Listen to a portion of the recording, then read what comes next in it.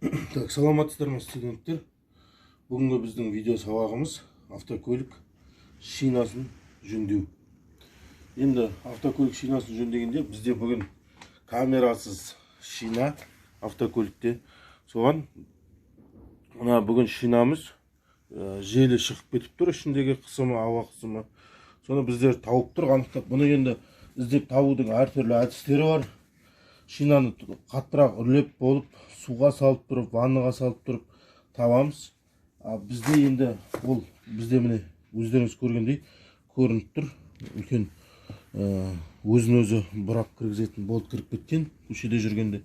Енді бұны ешқандай да шина жөндеу орталығына апармай-ақ үйден жөндеуге мүмкіншілігіміз бар. Өйткені біздер бүгін мына камерасы жоқ дөңгелек болғандықтан сыртқы покрышкасын шешпейміз. Тек осы болтты алып, орнына өзінің арнайы жгутын салып, ол енді әр үйде, әр жүргізушіде болуы мүмкін деп ойлаймын. Сондықтан үй жағдайында жөндейміз.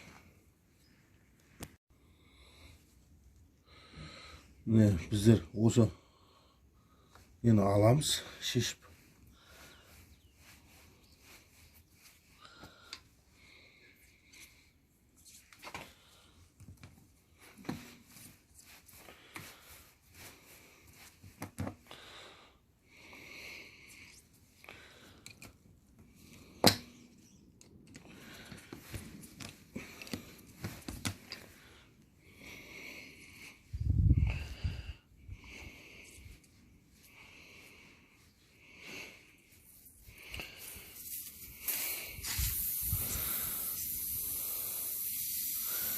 Енді осы тесіліп тұрған жерді белгілеп қоямыз, негізі бормен.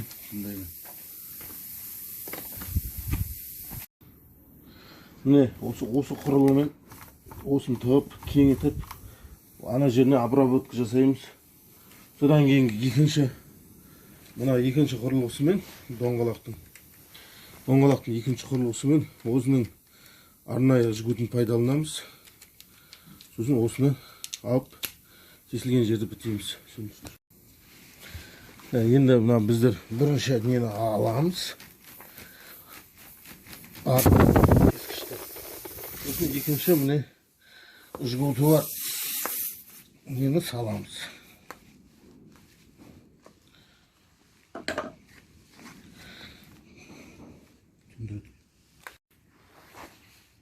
Осындай жгутын салып болғаннан кейін енді ары қарай тығамыз да сосын резко тартып қаламыз. Басында өзінің қиығышы бар, сол жгутты қиықтайды. Міне автокөліктің үрлеп тесігін бітедік. Енді доңғалақты үрлеп көреміз, сосын су құйып тексереміз. Енді артық тұрған жгутты біздер кесіп тастаймыз.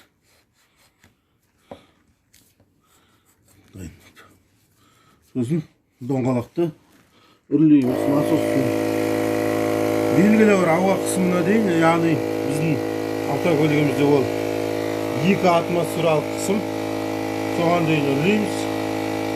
Сосын ол тексеріп көреміз.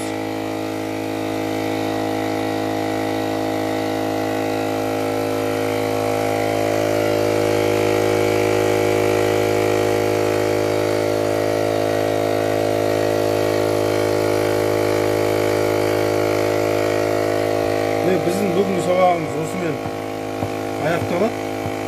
Яғни камерасыз шинаның ақауын жөндедік.